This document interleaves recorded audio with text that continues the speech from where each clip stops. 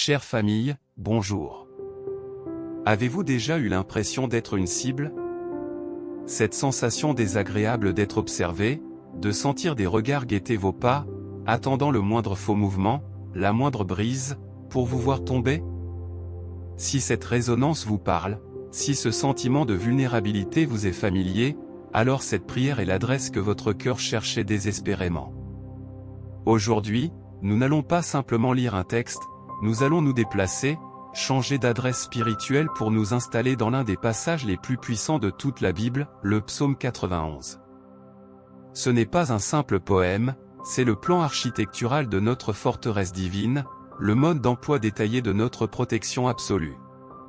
C'est la parole de Dieu pour celui qui refuse de laisser la peur écrire son histoire et qui choisit de faire de l'abri de l'Éternel sa demeure permanente. Et le plus beau dans tout cela, c'est que cette forteresse n'a pas été conçue pour un seul occupant. Elle a été bâtie pour être habitée en communauté. C'est pourquoi je vous invite à renforcer ces murailles en laissant un commentaire avec votre nom et celui des personnes qui ont désespérément besoin de cette protection divine. Chaque nom que vous écrivez devient une brique supplémentaire, une déclaration de foi collective. Si cette prière vous touche déjà, appuyez sur j'aime, c'est plus qu'une simple validation, c'est poser un drapeau de victoire sur cette forteresse. Partager cette vidéo, c'est ouvrir les portes de ce refuge à quelqu'un qui se sent exposé et abandonné. Et si vous n'êtes pas encore abonné à Prière 365, faites-le maintenant. S'abonner, ce n'est pas seulement cocher une case, c'est devenir un résident permanent de cette citadelle de foi, s'engager à y marcher chaque jour sous la protection du Très-Haut. Maintenant, que tout bruit extérieur s'éteigne. Que toute peur s'éloigne. Préparez votre cœur, car nous allons franchir le seuil du lieu secret, le lieu de la sécurité absolue, là où la présence de Dieu cesse d'être un concept pour devenir l'unique réalité qui vous entoure et vous protège. Écoutons maintenant ensemble, avec respect et foi, la parole de Dieu, tirée du psaume 91. Celui qui demeure sous l'abri du Très-Haut repose à l'ombre du Tout-Puissant. Je dis à l'Éternel, tu es mon refuge et ma forteresse, mon Dieu en qui je me confie. C'est lui qui te délivre du filet de l'oiseleur et de la peste et de ses ravages. Il te couvrira de ses plumes, et tu trouveras un refuge sous ses ailes, sa fidélité est un bouclier et une cuirasse. Tu ne craindras ni les terreurs de la nuit, ni la flèche qui vole de jour, ni la peste qui marche dans les ténèbres, ni la contagion qui frappe en plein midi. Que 1000 tombent à ton côté et 10 000 à ta droite, tu ne seras pas atteint. De tes yeux seulement tu regarderas, et tu verras la rétribution des méchants. Car tu as dit, l'Éternel est mon refuge, tu fais du Très-Haut ta demeure. Aucun malheur ne t'arrivera, aucun fléau n'approchera de ta tente. Car il ordonnera à ses anges de te garder dans toutes tes voies. Ils te porteront sur leurs mains, de peur que ton pied ne heurte contre une pierre. Tu marcheras sur le lion et sur la vipère, tu fouleras le lionceau et le dragon. Puisqu'il m'aime, je le délivrerai, je le protégerai, puisqu'il connaît mon nom. Il m'invoquera, et je lui répondrai, je serai avec lui dans la détresse, je le délivrerai et je le glorifierai. Je le rassasierai de longs jours, et je lui ferai voir mon salut. Seigneur, ta parole est plus qu'un simple encouragement, c'est une invitation qui change tout. Une invitation à un déménagement spirituel, à un changement radical d'adresse et de mode de vie. Le psaume 91, verset 1, commence par un principe fondamental, une condition qui détermine tout le reste. Celui qui demeure sous l'abri du Très-Haut repose à l'ombre du Tout-Puissant. Seigneur, je réalise aujourd'hui, avec une clarté qui me pétrit, qu'il y a un abîme entre te visiter et te demeurer. Te visiter, c'est l'attitude du chrétien de confort. C'est te chercher quand la tempête fait rage, quand le diagnostic est lourd, quand le compte en banque est vide. C'est l'appel du désespoir, la prière d'urgence, le SOS lancé vers le ciel quand le bateau prend l'eau. C'est utiliser ta parole comme un extincteur, rangé dans un coin, au cas où le feu se déclarerait. C'est te considérer comme une assurance vie, une option de secours à laquelle on ne pense que quand tout le reste a échoué. c'est une relation transactionnelle, basée sur le besoin. Mais demeurer, demeurer en toi, c'est une toute autre réalité. C'est faire de ta présence ma maison permanente, mon adresse spirituelle, le lieu de ma vie quotidienne, pas seulement mon refuge en cas de crise. C'est faire de ta parole l'air que je respire, non pas le gaz que j'utilise en cas de panne. C'est une relation d'intimité, de communion constante. C'est choisir de ne plus vivre dans la peur des circonstances, mais dans la sécurité de ta présence. C'est pourquoi, aujourd'hui, je prends une décision ferme, délibérée et irrévocable. Je choisis de cesser d'être un simple visiteur. Je choisis de demeurer. Je veux faire de ta présence ma demeure. Je veux que mes pensées, ces milliers de pensées qui traversent mon esprit chaque jour, trouvent leur source et leur filtre en toi. Je veux que mes décisions, même les plus petites, soient prises non pas selon ma propre sagesse limitée, mais selon ta direction parfaite. Je veux que mes émotions, ce monde si souvent instable et imprévisible, soient ancrées dans la stabilité de ton amour. Je veux que mes projets, mon travail, ma famille, mes relations, ne soient plus des territoires que je gère moi-même, mais des domaines où tu règnes en souverain. Je veux m'installer sous l'abri de ta souveraineté, non pas par une peur paralysante du monde, mais par amour et par conviction. Je veux me reposer à ton ombre, cette ombre rafraîchissante qui me protège de la chaleur brûlante des angoisses du monde, des pressions de la vie, des critiques des hommes. Et cette décision, je ne la garde pas pour moi, je la proclame haut et fort, comme une déclaration de foi qui ancre mon âme. Je la proclame comme le fait le psalmiste au verset 2, je dis à l'Éternel, tu es mon refuge et ma forteresse, mon Dieu en qui je me confie. Ce n'est pas une pensée silencieuse, c'est une confession verbale. Tu es mon refuge, ce lieu de sécurité immédiate où je cours quand le danger est présent.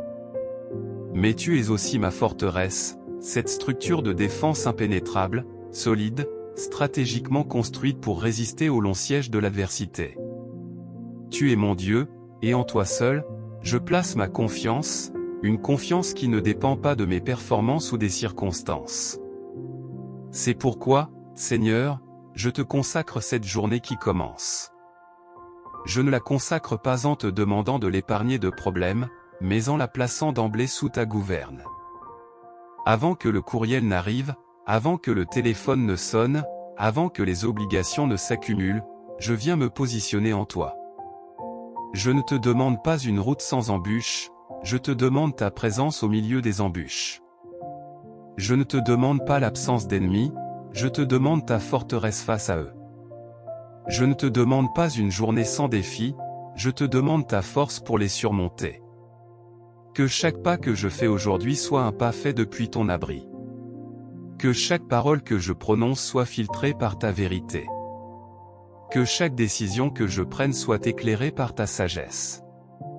Je ne sors pas dans le monde avec mes propres forces, mes propres stratégies, ma propre armure. Je sors avec toi, caché en toi. Je demeure en toi. Et c'est depuis cette position de repos et de confiance absolue que je peux faire face à tout ce que la journée m'apportera, car je sais que je ne suis pas exposé, je suis caché en toi. Seigneur, cette intimité que je recherche avec toi, cette décision de demeurer en toi, n'est pas une invitation à la passivité. Ce n'est pas une bulle de savon irréel qui m'isolerait du monde et de ses réalités brutes. Au contraire, c'est l'interrupteur qui active une puissance de protection divine, une force qui est à l'œuvre constamment, de manière proactive, pour moi, en moi et tout autour de moi. Ta parole au psaume 91, verset 3, n'est pas une promesse d'isolement, mais une déclaration de délivrance active, c'est lui qui te délivre du filet de l'oiseleur et de la peste et de ses ravages. Seigneur, je veux comprendre ce que cela signifie pour ma vie d'aujourd'hui. Le filet de l'oiseleur, ce ne sont pas seulement des pièges physiques. Ce sont ces stratégies subtiles, ces raisonnements fallacieux que l'ennemi tend sur le chemin de ma pensée pour capturer ma foi, pour emprisonner ma joie, pour voler ma paix. Ce sont les pièges relationnels tendus par la flatterie ou la manipulation, ces conversations qui commencent innocemment mais qui visent à m'entraîner dans des compromis ou des conflits. Ce sont les filets du découragement tissés avec les fils des échecs passés, me convainquant que toute tentative future est vouée à l'échec.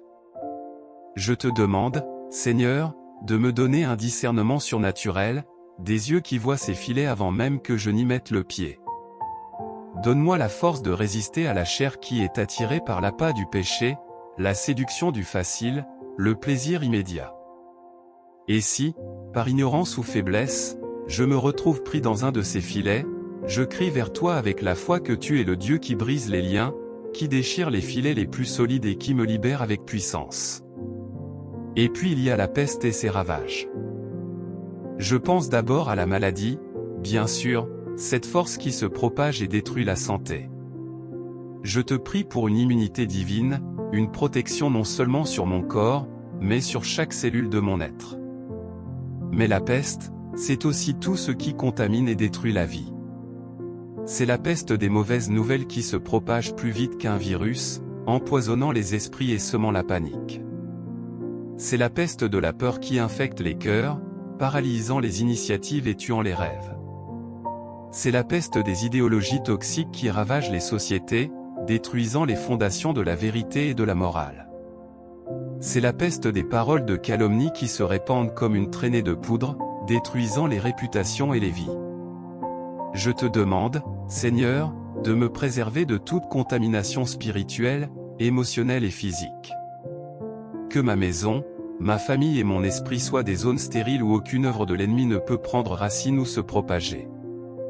Et cette protection, Seigneur, est d'une personnalité et d'une intensité qui me dépassent. Elle est à la fois d'une tendresse extrême et d'une férocité absolue.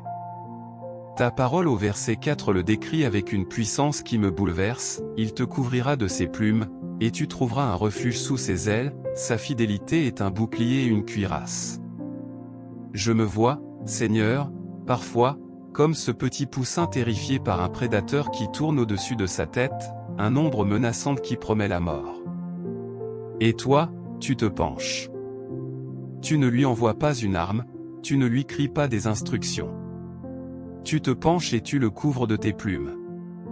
C'est l'image d'une tendresse maternelle inouïe, d'un contact intime, d'une chaleur qui rassure, d'un abri qui coupe le bruit du monde extérieur. Mais cette image cache une autre réalité, celle d'une défense féroce. Une mère poule deviendra une tornade de griffes et de cris si quelque chose menace ses petits. Ta fidélité est mon bouclier, cette arme défensive qui arrête net les flèches enflammées de l'accusation, de la culpabilité et de la honte qui volent vers moi. Ta fidélité est ma cuirasse, cette armure qui protège mes organes vitaux, mon cœur, des coups mortels du découragement, du désespoir et de l'abattement. Et cette protection n'est pas seulement directe, elle est aussi déléguée, organisée, orchestrée avec une précision militaire. Le verset 7 contient une promesse qui me coupe le souffle, car il ordonnera à ses anges de te garder dans toutes tes voies. Ce n'est pas une suggestion, Seigneur, c'est un ordre. Tu as donné un commandement formel à une armée céleste, à des légions d'êtres puissants et glorieux, pour qu'ils me gardent. Ils ne sont pas de simples messagers, ce sont mes gardes du corps. Et leur champ de mission est total, dans toutes tes voies. Cela signifie qu'ils sont avec moi sur le chemin de mon travail, dans les couloirs de mes décisions, sur l'autoroute de mes projets, dans le jardin de mes relations. Ils sont là pour veiller sur moi. Et leur mission est si prévenante, ils te porteront sur leurs mains, de peur que ton pied ne heurte contre une pierre. Ils ne sont pas là pour me ramasser après une chute, ils sont là pour m'empêcher de trébucher. Ils portent mon poids, ils préviennent les erreurs, ils détournent les petits obstacles imprévus qui pourraient faire dérailler ma journée ou ma destinée. Merci, Seigneur, pour cette armée invisible qui veille sur moi, pour cette protection qui est au-delà de ce que je peux voir ou comprendre. Je me repose sur cette vérité. Je ne suis pas seul. Je suis gardé. Seigneur, après avoir cherché l'intimité de ta présence et reçu l'assurance de ta protection, tu m'appelles maintenant à une position plus élevée, une nouvelle dimension de la foi, la position de l'autorité et de la victoire. Tu ne veux pas que je sois simplement un réfugié passif, terrifié dans un coin de ta forteresse, attendant que la tempête passe. Tu veux que je sois un soldat triomphant, un héritier qui règne avec toi. Tu veux que je passe de la défense à l'offensive, de la fuite à la poursuite. Ta parole au psaume 91, verset 13, est une déclaration d'autorité qui renverse toute logique de la peur et de la soumission. Tu marcheras sur le lion et sur la vipère, tu fouleras le lionceau et le dragon. Ce n'est pas une promesse d'évitement, c'est un décret de domination. Tu ne dis pas que je contournerai le lion, mais que je marcherai sur lui. Tu ne dis pas que j'échapperai à la vipère, mais que je la foulerai aux pieds. Alors, au nom puissant de Jésus, par l'autorité que tu m'as déléguée et qui vit en moi, je prends cette position. Je refuse de vivre dans la peur de ce qui peut m'attaquer. Je refuse de me définir par les menaces qui pèsent sur moi, par les forces qui s'opposent à ma progression. Je refuse de laisser l'ennemi dicter les termes de ma vie, de ma paix et de mon avenir. Je déclare aujourd'hui, avec une foi audacieuse, que je marcherai sur la fierté de l'ennemi, sur ses tentatives de m'intimider. Je foulerai aux pieds ses plans sournois, ses mensonges subtils, ses tentations venimeuses. Je ne serai plus sa victime, je serai son vainqueur, non pas par ma propre force limitée, mais par l'autorité illimitée que tu m'as donnée et parce que toi, le Tout-Puissant, tu vis en moi. Je ne suis plus sous ses pieds, c'est lui qui est sous les miens. Ma posture a changé. Ma destinée a été réécrite. Et cette autorité n'est pas une récompense que j'aurais méritée, un grade que j'aurais gagné par mes bonnes œuvres. Elle est fondée sur une relation d'amour, une alliance scellée dans le sang de Jésus. Ta parole au verset 14 révèle le fondement, le secret de tout, plus qu'il m'aime, je le délivrerai, je le protégerai, plus qu'il connaît mon nom. Puisqu'il est la clé. Tout par-delà. Ma délivrance et ma protection ne sont pas conditionnées par ma performance, mais par mon amour pour toi. Et cet amour, aussi faible et imparfait soit-il, est le déclencheur de ta puissance. Mon amour pour toi, Seigneur, est la raison pour laquelle tu te lèves pour me défendre. Et puis il y a cette deuxième condition, plus qu'il connaît mon nom. Connaître ton nom, Seigneur, ce n'est pas simplement savoir te nommer Dieu ou au Seigneur. C'est beaucoup plus profond que ça. C'est connaître la signification, la substance, le poids de ton identité. C'est savoir que ton nom est je suis. Cela signifie que tu es mon pourvoyeur quand je manque, je suis ce dont j'ai besoin. Cela signifie que tu es mon guérisseur quand je suis malade, je suis ma santé. Cela signifie que tu es ma victoire quand je suis en lutte, je suis mon triomphe. Cela signifie que tu es ma paix quand mon cœur est agité, je suis mon repos. Connaître ton nom, c'est te faire confiance dans toutes tes facettes, dans toutes tes capacités. C'est pour cette raison que tu me protèges et me délivres. Parce que je sais qui tu es pour moi. Et cette alliance d'amour et de connaissance produit des résultats tangibles. Tu continues ta promesse, il m'invoquera, et je lui répondrai, je serai avec lui dans la détresse, je le délivrerai et je le glorifierai. Seigneur, cette promesse me coupe le souffle. Quand je t'invoque, tu réponds. Ma voix n'est pas perdue dans le vide. Elle atteint ton trône et déclenche une réponse céleste. Et tu n'es pas seulement un Dieu qui répond de loin, tu es avec moi dans la détresse. Tu entres dans la fournaise avec moi, tu te tiens à mes côtés dans la vallée de l'ombre de la mort. Tu ne me laisses pas seul. Tu me délivres, et au travers de ma délivrance, tu es glorifié. Ma victoire devient un témoignage qui éclaire ta grandeur. Et tu ne t'arrêtes pas là. Ta promesse continue, elle s'étend sur la durée, je le rassasierai de longs jours, et je lui ferai voir mon salut. Tu ne me donnes pas seulement une vie longue, tu me donnes une vie rassasiée. Une vie pleine, abondante, qui a un sens, qui porte du fruit. Et tu me feras voir ton salut. Ce n'est pas seulement une promesse pour l'éternité. C'est pour ici et maintenant. Tu me permets de voir ta puissance agir, de voir tes miracles se produire, de voir ta main à l'œuvre dans ma vie. C'est pourquoi, Seigneur, ma vie est marquée par la victoire. La victoire sur la peur, la victoire sur le péché qui m'entravait, la victoire sur la maladie qui voulait me détruire, la victoire sur l'ennemi qui cherchait à me voler mon héritage. Je marche dans l'assurance que le Dieu qui a prononcé ces paroles est fidèle pour les accomplir. Ma vie est cachée en Christ avec Dieu, et en lui, je suis plus que vainqueur. Alors que cette prière s'achève, la vraie question se pose, comment emporter cette forteresse dans le chaos de votre journée? Le psaume 91 n'est pas une destination de vacances spirituelles que l'on visite de temps en temps, c'est l'adresse permanente de notre âme. Le véritable défi n'est pas de croire en la forteresse, c'est de choisir d'y habiter chaque jour, même quand le dehors appelle et que les peurs se font pressantes. Et une forteresse est toujours plus solide quand ses habitants veillent les uns sur les autres. Si cette prière a renforcé vos murs, ne gardez pas cette sécurité pour vous seul. Partagez cette vidéo et devenez un bâtisseur de forteresse pour quelqu'un qui se sent exposé et vulnérable en ce moment même. Laissez un commentaire pour témoigner de la fidélité de Dieu, chaque mot est une brique qui affermit la foi de toute notre communauté. Et si vous n'êtes pas encore abonné à Prière 365, je vous invite à le faire maintenant. S'abonner, ce n'est pas seulement cocher une case, c'est changer d'adresse pour s'installer définitivement sous l'abri du Très-Haut. Que la paix de Dieu, cette paix qui garde le cœur et l'esprit dans sa forteresse, vous accompagne. Que vous marchiez aujourd'hui et tous les jours de votre vie, non dans la crainte, mais dans l'assurance absolue de celui qui est votre refuge, votre forteresse et votre Dieu. Au nom du Père, du Fils et du Saint-Esprit. Amen.